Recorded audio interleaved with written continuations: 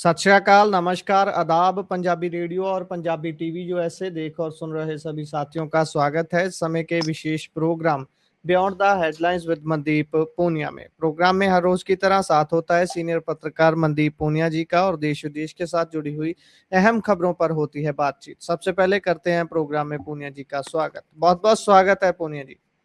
जी, नमस्कार, सत श्री अकाल, आदाब। नमस्कार, सत श्री अकाल, आदाब। रुख खबरों का करते हैं हर रोज की तरह। सबसे पहले अंतर्राष्ट्रीय खबर, अंतर्राष्ट्रीय मसला। ईरान से बातचीत के लिए अमेरिकी उपराष्ट्रपति पाकिस्तान रवाना हो गए हैं।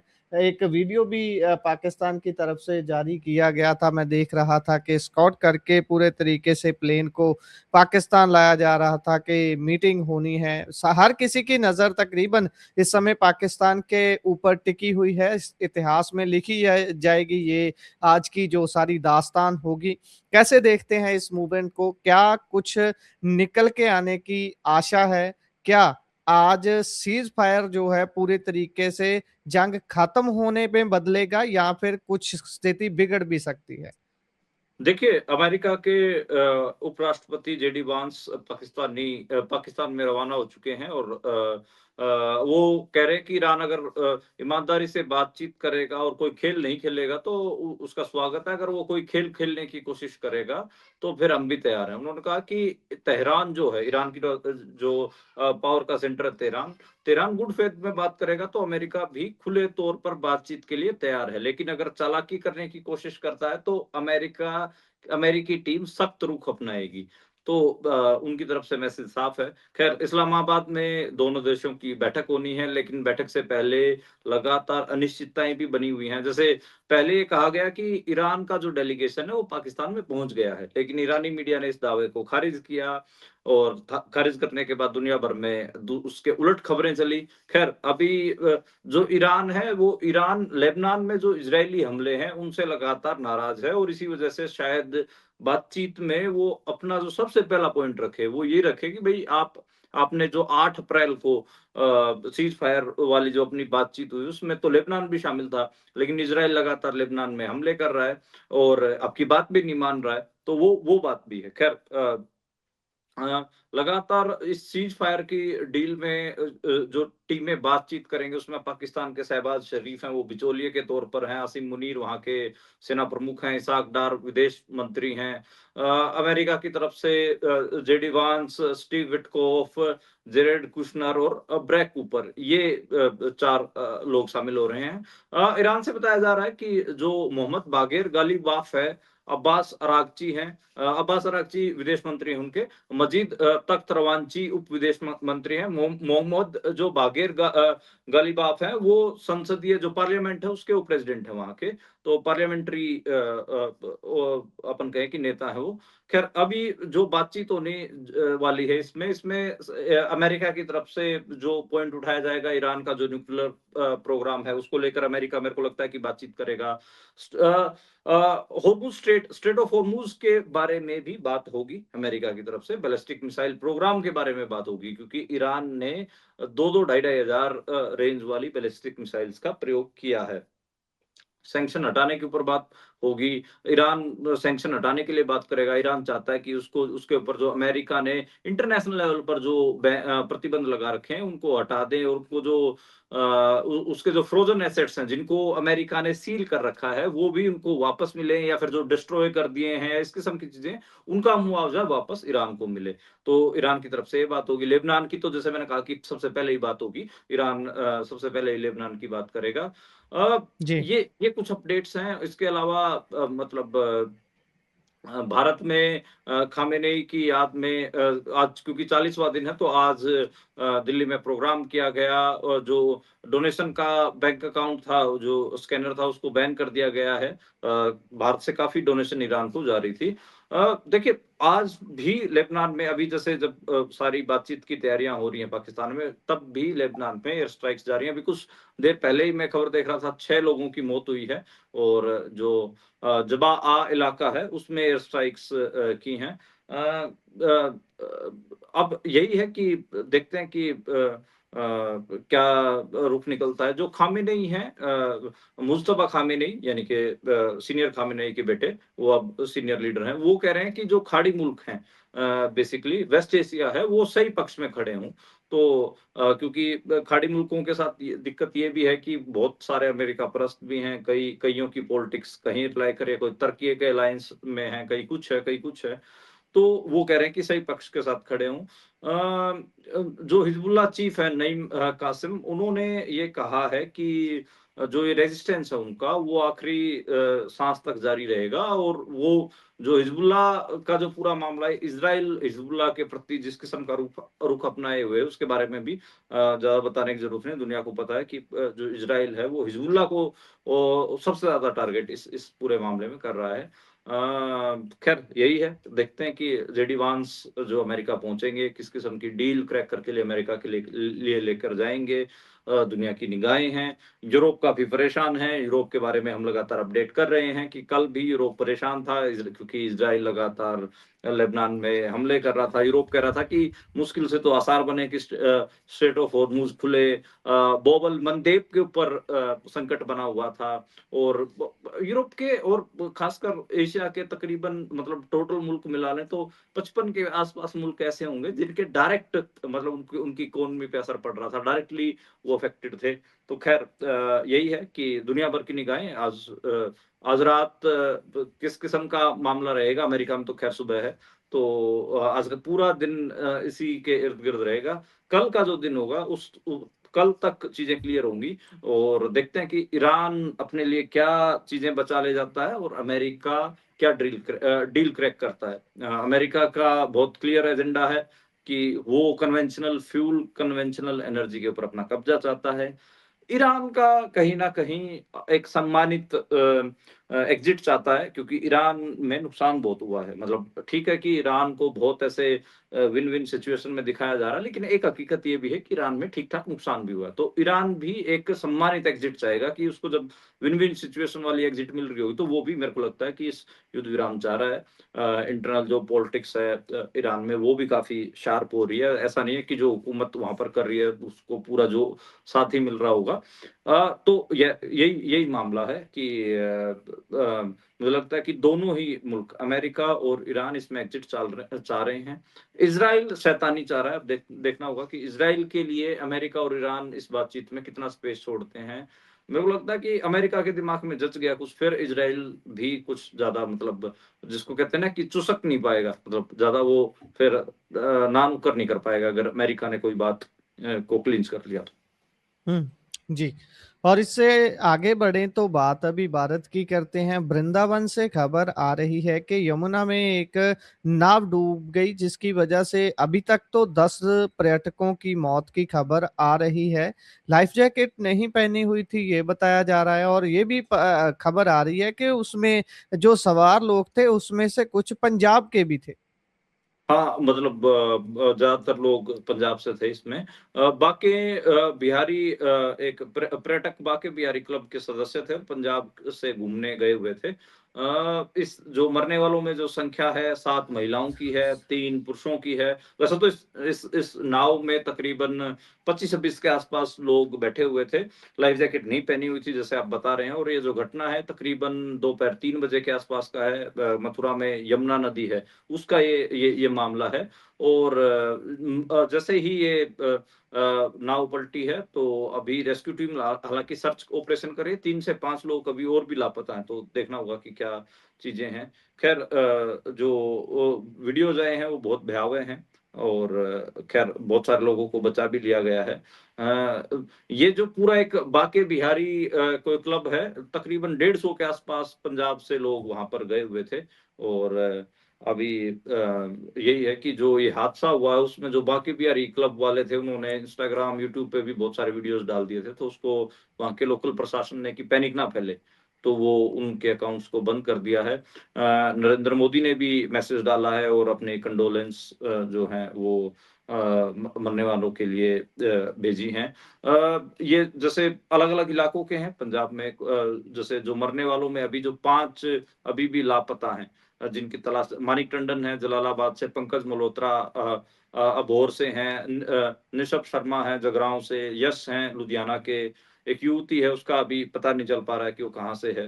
तो यही है, देखते हैं कि क्या मामला है। जो वहाँ पर आर्मी तैनात है, आर्मी कह रही है कि भई लाइफ जैकेट पहने होते तो कम से कम 1 घंटे तक नहीं डूबते और मतलब एक सपोर्ट पहुँच जाता और चीज़ें हो जाती। लाइफ जैकेट ना पहनना सबसे बड़ा कारण माना जा रहा है कि जो ये हुआ है।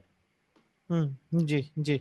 यही ऐसी छोटी-छोटी लापरवाहियाँ ही हैं जो जान ले जाती हैं किसी की भी। ज़रूर अगर आप भी ऐसी सवारी करते हैं तो क हमेशा इन चीज़ों का ध्यान रखें, लाइटली ना लें चीज़ों को। आगे बढ़ें तो असम में इतिहास बन गया है, ऐतिहासिक वोटिंग हुई है, वोटिंग परसेंटेज इतिहास में कभी भी इतना शायद नहीं रहा होगा असम में। हाँ, असम में मतलब रिकॉर्ड तोड़ तकरीबन 86% के आसपास है, 85.91% वोटिंग हुई है। केरलम में बताया जा रहा है कि 78.27 वो वहाँ पर भी रिकॉर्ड तोड़ा, तकरीबन 50 साल से इतनी वोटिंग केरलम में भी नहीं हुई है। पौंडीचेरी में तो 90% के करीब पहुँच गई है, 89.87% यानी तकरीबन 90% के आसपास वोटिंग पुडुचेरी में भी हुई है। तो ख़ैर अब देखते हैं कि क्या मामला है। ये कह सकते हो कि आज़ाद भारत में असम में सबसे ज़्यादा मतदान हुआ है। असम में पहले तो शुरुआती साल थे तब तो 40-50% होता था और कई ऐसा टाइम भी रहा जब वहाँ पर मतलब पूरा अपन कहें कि मूवमेंट था। तो उस मूवमेंट के दौरान 32-33% भी रहा, लेकिन अब पिछले 3-4 चुनावों से बढ़ रहा था। 2021 में 81 था, लेकिन अब 85.91 5% के आसपास बढ़ोतरी, रिजल्ट 4 मई को आएँगे। तो यही है, अभी तो जो वोटिंग है देखते हैं कि इसका क्या असर पड़ता है, लेकिन बीजेपी असम में कॉन्फिडेंट दिख रही है। केरलम में जो कांग्रेस है वो कॉन्फिडेंट दिख रही है। पुडुचेरी में माना जा रहा है कि बीजेपी की को एक सर्टेन एज है, बाकी तो 4 मई को पता चलेगा। आजकल भविष्यवाणी करने के अपने खतरे हैं, तो उन खतरों से बचते हुए हम ये कह रहे हैं कि 4 मई का इंतज़ार करिए। जी। और इससे आगे बढ़ें तो शाह बोले हैं कि ममता भतीजे को सीएम बनाना चाहती है। हाँ, ये असम का जैसे असम, केरलम और पुडुचेरी की तो बात हो गई, यहाँ तो चुनाव निपट गया है। तो अब आपको हेडलाइन्स ज़्यादा बंगाल से मिलेंगी। जैसे हम हुँ, पिछले 2 महीने से लगातार लोगों को बता रहे हैं कि अमित शाह के लिए पश्चिम बंगाल नाक का सवाल है। नाक का सवाल 2021 में भी था, लेकिन उस समय उनकी नाक थोड़ी कट गई थी। तो अब शायद वो दोबारा अपना क्या कहें कि अपना बदला लेने के लिए ममता बनर्जी से वहाँ पर गए हुए हैं। बदला लिया जाएगा या नहीं लिया जाएगा, ये एक अलग बात है। खैर अमित शाह लगातार वहाँ पर हमलावर हैं। वो मतलब जो ममता बनर्जी के भतीजे हैं अभिषेक बनर्जी, उनका नाम ले लेके कह रहे हैं कि इनको सीएम बना देंगे, ये तो नौजवान है, इसको तो कुछ आता ही नहीं है। ममता बनर्जी की एक अपनी फैन फॉलोइंग है, तो वो ये अमित शाह डायरेक्टली ममता बनर्जी के ऊपर टारगेट ना करते हुए उनके भतीजे और किसी को कुछ का कुछ जोड़ रहे हैं। खैर ममता बनर्जी भी इंटरेस्टिंग स्टेटमेंट्स वहाँ पे दे रही हैं। जैसे पिछली बार आपने स्टेटमेंट सुने थे, खेला होबे जी। 2021 का खेला उबे, जो उनका स्टेटमेंट था, उनका पैर टूट गया था। खैर खेला उबे वो दो। अब की बार ममता बनर्जी के मुंह से निकल रहा है, सांप पर भरोसा करना, बीजेपी पर नहीं। तो खैर अब हुँ, देखना होगा कि लोग बीजेपी पर भरोसा करते हैं, सांप पर करते हैं। तो ये एक मामला है। वहां पर यूसीसी का बड़ा मुद्दा रहा। और जो घुसपैठियों का मामला है, बीजेपी कह रही जीरो टॉलरेंस नीति रहेगी, ये रहेगा, वो रहेगा। तो काफ़ी मतलब घुसपैठियों को इश्यू को कम्युनलाइज़ेशन के मतलब वहाँ पर पोलराइज़ेशन करने की ज़बरदस्त कोशिश बीजेपी कर रही है। 2 फ़ेज़ में वोटिंग होगी बंगाल में, 23 और 29 अप्रैल को। रिज़ल्ट वही सेम 4 मई को रिज़ल्ट आने हैं। यही है अमित शाह वहाँ पर एक बार घिर भी गए हैं, क्योंकि जो जी। हुमायूं कबीर की कल जो वीडियो वायरल हुई है, जिसमें वो कह रहे हैं कि उनकी तो बीजेपी के साथ डील हुई है और अमित शाह उन्हें डिप्टी चीफ मिनिस्टर बनाएँगे, तो आज उनको सफाई भी देनी पड़ी है। वो कह रहे हैं कि नहीं, नहीं, नहीं हुमायूं कबीर और जो बीजेपी हो तो नॉर्थ पोल और साउथ पोल है, बिल्कुल अलग हैं। हम उसको कोई सरकार में शामिल नहीं करेंगे। हम उनके साथ नहीं हो सकते, बल्कि हम तो विपक्ष में बैठ जाएँगे, लेकिन उसके साथ नहीं बैठेंगे। उनकी जो वीडियो लीक हुई है हुमायूं कबीर की, उसने बीजेपी को जी, ठीक-ठाक नुकसान बंगाल में किया है। पहले एक बार जी। के लिए तो उठना शुरू हो गया था इलेक्शन, लेकिन जैसे ही हुमायूं कबीर की वीडियो लीक हुई है, तो कह सकते हैं कि बीजेपी को वहाँ पर पसीने छूटे हुए हैं। जी। और इससे आगे अगर बात करें तो बात यूपी में एसआईआर की फाइनल लिस्ट आने की करते हैं। फाइनल लिस्ट जो सामने आई है उसमें 2 करोड़ नाम काटे जाने की, 2 करोड़ से भी ज्यादा नाम काटे जाने की खबर है। देखिए जो लिस्ट आई है उत्तर प्रदेश में एसआईआर के बाद 2 करोड़ 4 लाख वोटर काटे गए हैं। अब काटे गए हैं तो कहीं तो वो गए होंगे, ये भी एक सवाल है। तो आप और हम जो लगातार पिछले 1 साल से जिसकी बात कर रहे हैं, जो अंदेशा हमें था, बिहार में भी बहुत वोटर काटे गए, बंगाल में भी दिख रहे हैं, अभी इस वाले मामले भी दिख रहे हैं। यूपी में पहले एसआईआर से पहले 15 करोड़ 44 लाख वोटर्स थे और अभी काटने के बाद 13 करोड़ 39 लाख वोटर बचे हैं, यानी कि 2 करोड़ 4 लाख वोटर। अब वो जो गायब वोटर हैं, वो बेसिकली माइग्रेंट्स हैं, उन्होंने माइग्रेशन किया है। वो मुंबई की तरफ भी गए हैं, वो दिल्ली की तरफ भी गए हैं, पंजाब की तरफ भी गए हैं, हरियाणा में भी गए हैं। हरियाणा विधानसभा चुनाव की हालात मैं आप लोगों को बताता ही रहा हूँ कि 90 में से 25 विधानसभा ऐसी थी जहां पर माइग्रेंट वोटर्स जो थे वो एक डोमिनेंट पोजीशन में थे। अब देखिए ये 2 करोड़ वोटर हैं, 2 करोड़ 4 लाख जो वोटर हैं, इनमें नो डाउट कुछ मृत भी होंगे, जिनकी मौतें हो चुकी होंगी, वो संभावित 25 से 30 लाख ऐसे वोटर होंगे। लेकिन तकरीबन 1.5 करोड़ के आसपास वोटर ऐसे हैं जो मुल्क के अलग-अलग हिस्सों में बस गए हैं, जिनकी वोटें अलग-अलग मुल्क के हिस्सों में है। डेमोग्राफिक चेंज का इशू अलग-अलग जगह पे हो सकता है। जैसे एक 1.5 करोड़ बड़ी पॉपुलेशन है। जो छोटे सूबे जिनकी आइडेंटिटी है, जिनका अपन कहें कि जो उस हिसाब से कम उसके हैं, जिन पे बात रखें तो जिनकी आबादी कम है, उनके लिए तो समस्या होगी। जैसे ये शहर हैं कानपुर, प्रयागराज, आगरा, ये उत्तर प्रदेश के, इनमें 5-5, 6-6 लाख से ज़्यादा जो वोटर हैं, वो कटे हैं और ये जी। बड़ा नंबर है। हम्म। तो ख़ैर हम लगातार कह रहे हैं कि जो उत्तर प्रदेश और बिहार से जो ये वोटर कटे हैं, ये कहीं तो गए होंगे और ये जहाँ गए हैं वो हमको पता ही है। पंजाब की बात करना हो तो आप लुधियाना की जो 15 विधानसभा सीटें हैं, उनको उठा लीजिए, आपको समझ में आ जाएगा कि ये कहाँ पर गए हैं। हरियाणा में आप पानीपत से लेकर, गुड़गाँव से लेकर, सोनीपत से लेकर, फरीदाबाद से लेकर, पलवल से लेकर रेवाड़ी, इन जिलों की आप उठा लीजिए लिस्ट, आपको पता चल जाएगा कि इनमें जो पिछले 5 साल में किन वोटर्स की जो तादाद है वो बढ़ी है। तो ख़ैर हम्म। ये एक हकीकत है कि जो छोटे सूबे हैं, उनकी डेमोग्राफी चेंज होगी, हिंदी बेल्ट के ये जो वोटर्स जिन्होंने माइग्रेट किया है। बिल्कुल, बिल्कुल। और इससे आगे अगर बढ़ें तो पंजाब में जो आम आदमी पार्टी के नेता लोग हैं या फिर किसी भी ओहदे पर बैठे हुए लोग हैं, उनका पीछा ट्रॉली नहीं छोड़ रही। लगातार ट्रॉलियों के विवाद अलग-अलग किस्म से आकर जुड़ जाते हैं। पहले ट्रॉली चोर, उसके बाद ट्रॉली ज़मीन में गाड़ी हुई मिलना और अभी ट्रॉली के मामले में एक और मंत्री फँस गया है। कमीशन तक की बात, हिस्से तक की बात हो रही थी। आज बकायदा प्रेस कॉन्फ्रेंस की गई है उनकी तरफ से, जिनके साथ विवाद था मंत्री का। क्या विवाद था? कौन-सा मंत्री है? कितना हिस्सा माँग रहा था? क्यों माँग रहा था? पता नहीं ये इतनी ट्रॉलियों का करेंगे क्या? क्या हुँ। इनको लूट के कहाँ पार करवानी है इन ट्रॉलियों से, समझ में भी नहीं आता। ये होशियारपुर का मामला, होशियारपुर की जैलदार इनोवेशन नाम की एक फर्म है, उसके मालिक हैं मलकीत सिंह। उन्होंने आरोप जी। लगाया है कि जो मंत्री साहब हैं Hardeep Singh Mundia, Hardeep Singh Mundia basically revenue minister हैं। मुंडिया साहब ने 6 लाख रुपए की एक ट्रॉली उनसे बनवाई और हुँ। बनवाने के बाद रुपए नहीं दिए।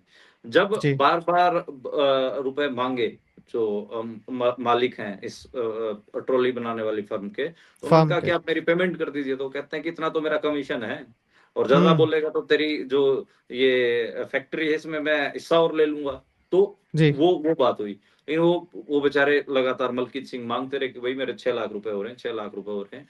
तो फिर मंत्री साहब ने क्या किया कि गैंगस्टरों से कॉल करवानी शुरू कर दी, झूठी शिकायतें शुरू कर दी, पुलिस को धमकाने के लिए भेजना शुरू कर दिया। तो ये जी। एक ऐसा मामला हुआ। तो ख़ैर अब इसमें यही है कि एक एक ऑडियो वायरल में तो जो अजनाला से आम आदमी पार्टी के विधायक हैं कुलदीप धालीवाल, उनकी भी आवाज़ है।